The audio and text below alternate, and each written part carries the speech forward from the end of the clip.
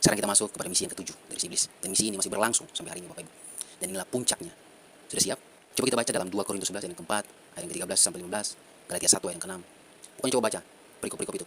Dari ayat-ayat itu bisa dilihat misi selanjutnya iblis. Adalah apa? Menyebarkan dan mengajarkan mengenai Yesua, mengenai Yesus yang lain dan Injil yang lain. Sampai sini paham? Yesua yang lain, Injil yang lain. Pasti sudah bisa lihat korelasinya. Pasti teman-teman apologet Kristen yang sering debat dengan mereka dari RW 001 pasti paham betul. Pasti sangat paham. Di mana ajaran mereka? Mengajarkan apa? Karena dalam salah satu ayat kita mereka menulis bahwa mereka tidak membunuhnya dan tidak menyelibkannya, melainkan yang diserupakan dengan dia.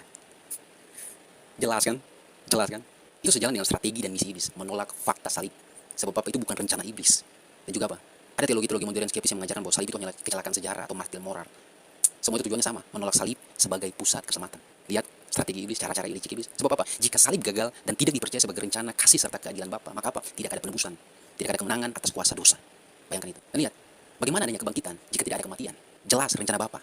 Kristus Yesus harus mati di salib sebagai korban penebusan dosa. Sedangkan rencana iblis membujuk agar Kristus itu tidak usah mati.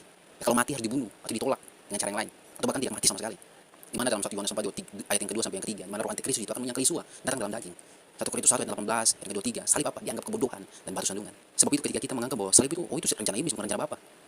Silakan dengar sendiri.